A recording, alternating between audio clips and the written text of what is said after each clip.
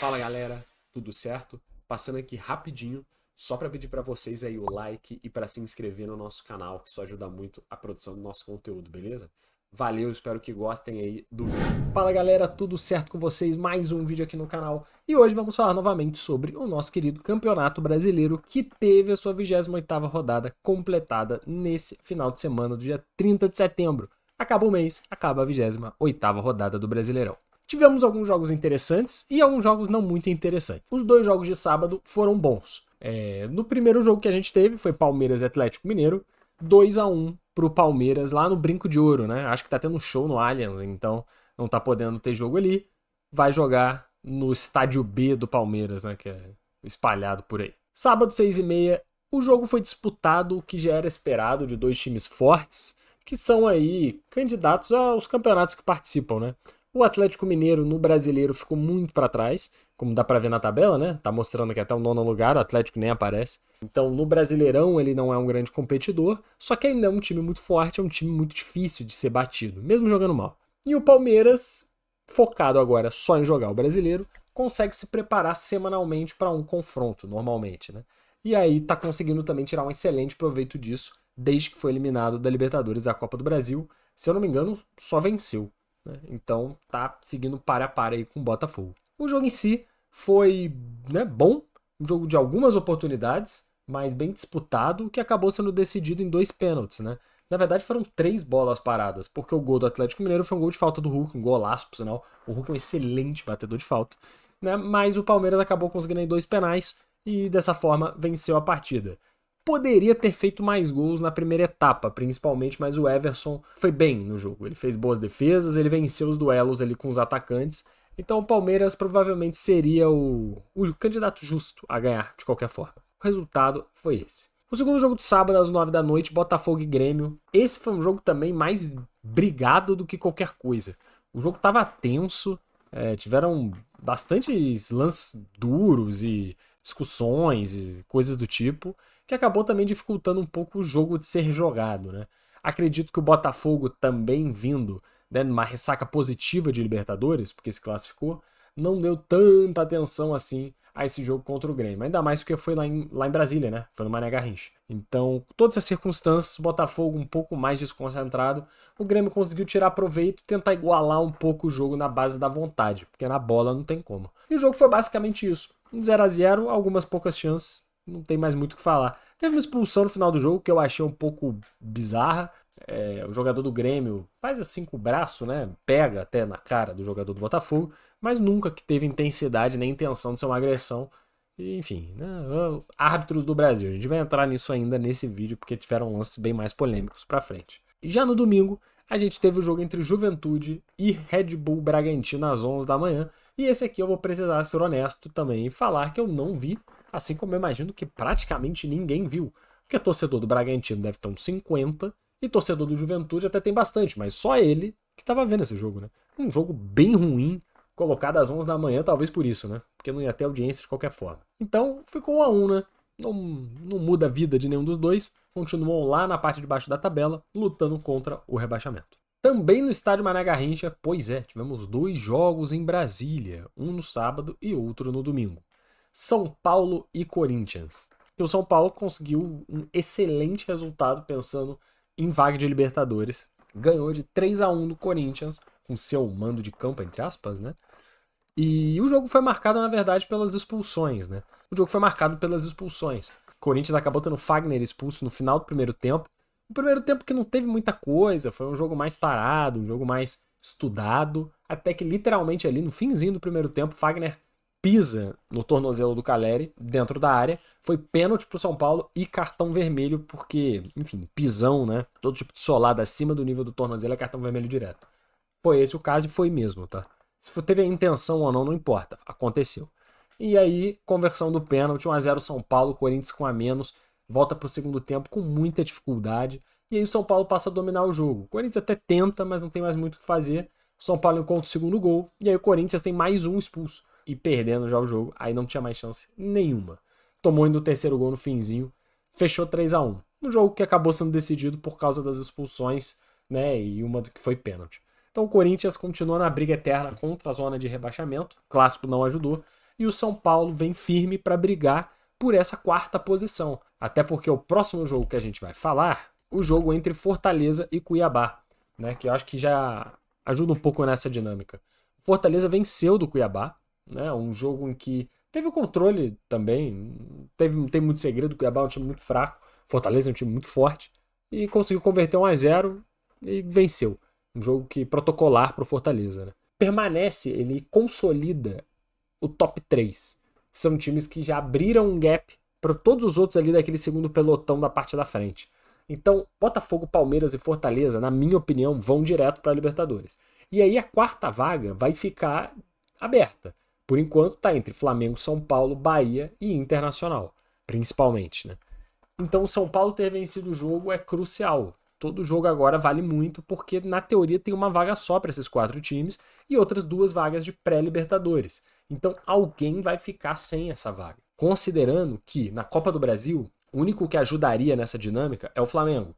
Porque o Atlético Mineiro, o Vasco e o Corinthians não estão entre os primeiros. Então a vaga não vai cair para o próximo, né? Só se o Flamengo for campeão. Aí vai abrir mais uma possibilidade. Na Libertadores, só se o Botafogo for campeão. As outras 3 opções, obviamente Peñarol e River Plate não. O Atlético Mineiro também já está mais para baixo na tabela. Então assim, e na Sul-Americana tem Cruzeiro e Corinthians ainda também, né? Que o Cruzeiro poderia talvez ajudar nessa história, o Corinthians também não. Então, cara, provavelmente vai ter alguém que vai ficar sem a vaga da Libertadores. Ganhar todos os jogos aqui é crucial. E aí, até pulando um jogo para já emendar, foi isso que o Inter fez. Não tem muito o que falar desse jogo também, porque o Inter dominou do início ao fim, uma superioridade total. E o Vitória até achou o gol dele, mas também sem muita proposta de vencer, né?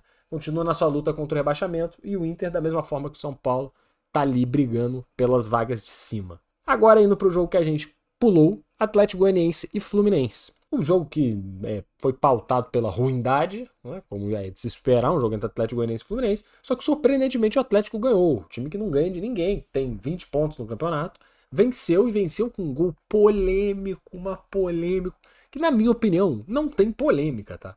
Que é se a bola saiu ou não. Enfim, é um lance que eu não passo, né, aqui, obviamente, mas que foi uma jogada de linha de fundo, em que a bola quase sai para tiro de meta, né? Quase sai ali na linha de fundo, e aí o jogador consegue cruzar a bola e na sequência tem ali o gol do Atlético Goianiense. Foi pro VAR e na imagem, se vocês forem olhar a imagem, eu tenho a impressão de que tem um pouquinho de bola que ainda tá na linha. Se você projetasse aquela vertical, eu acho que ainda estaria na linha. Mas realmente é limítrofe, é limítrofe. E a gente não tem a tecnologia do VAR para conseguir ver com mais decência se sim ou se não, que é o grande problema, né? Se tivesse aquela tecnologia de goal line, né? Que você pode pegar na linha toda, você ia saber rapidamente se passou ou não passou. Foi o que teve na Copa do Mundo, se eu não me engano, no jogo da Coreia, Japão na Coreia, que a bola tava 1 milionésimo em cima da linha e aí tava dentro. É uma situação um pouco parecida. Acontece raramente, mas acontece. Enfim, eu acho que foi justo. O gol foi válido.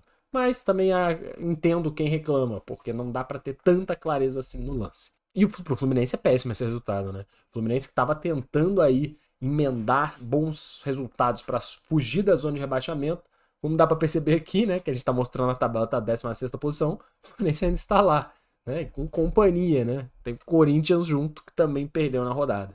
Resultados muito complicados. A gente já tá indo aí para as últimas 8, 9 rodadas de campeonato. Tem times que devem jogo e tal. Então tá na reta final, cara. Ainda tem clássicos, jogos difíceis. Tá começando a complicar. Tem que se salvar em breve. Senão, pode dar problema. Próximo jogo que a gente tem para falar, jogo das 6h30 também, Cruzeiro e Vasco, 1-1. Um jogo interessante, muito disputado entre 2 times que, como a tabela diz, né, são realmente times parecidos hoje.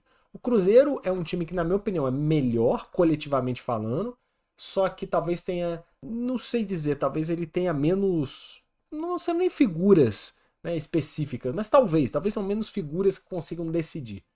O Vasco tem o Verratti, tem o Payet, tem o Coutinho, que são jogadores que coletivamente talvez não funcionem tão bem com o time, né? Só que individualmente tem uma possibilidade muito forte de resolver uma partida. Então eles têm pontos fracos e fortes que são quase que os opostos, mas são times próximos, né? O Vasco tá bem atrás, é verdade, em questão de pontos, mas na tabela tá por ali.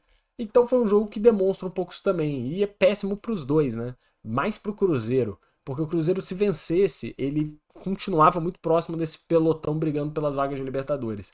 Empatando o jogo, ele deixa pontos importantes pelo caminho. Pro Vasco, o empate tá ok. Empatar fora de casa, a disputa do Vasco é contra o rebaixamento e uma vaguinha na Sul-Americana. Tá bom demais. É isso aí mesmo que era a proposta. Para fechar o vídeo, a gente teve mais 2 jogos ainda no domingo, Bahia e Criciúma, que foi um jogo que eu não vi esse jogo, né? Eu tava vendo o jogo do Vasco do Cruzeiro. Mas acompanhei depois as estatísticas e tudo mais, dei uma olhada no que foi. E foi um jogo que parece interessante. Né? O Bahia conseguiu um resultado esperado, que é vencer em casa do Criciúma, que é um time fraco e está lutando para não cair.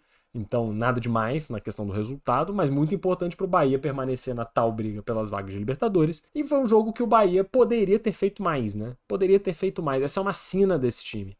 Parece que muitas vezes o Bahia fica preso em algo assim, numa lentidão, numa falta de precisão. Parece sempre ter alguma coisa que segura o Bahia, que prende o Bahia, acorrenta ele no chão, né? Tem que se livrar disso para conseguir ir mais longe ainda nos campeonatos. Mas pelo menos conseguiu vencer. No final das contas, a posse de bola ficou 50-50 praticamente. Né? Então, mesmo tendo domínio do jogo, deu espaço para o Criciúma fazer também o que queria. O que nunca é positivo jogando em casa. Né?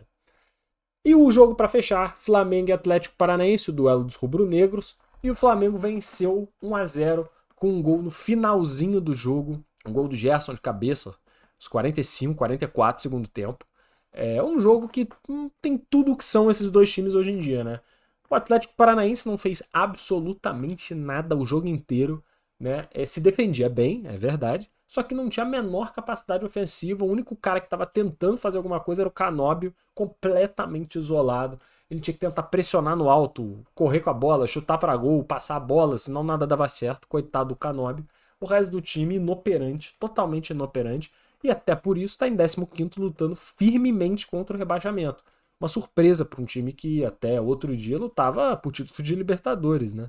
Esse jogo já foi final de Libertadores há pouco tempo atrás. E o Flamengo também é um time modorrento, um time que não consegue ser ofensivo, não consegue ser propositivo. Tem a bola, tem 80% de posse de bola e gira, passe, cruza a bola na área a esmo e não consegue finalizar de maneira decente. Tem uma jogadinha trabalhada, uma triangulação.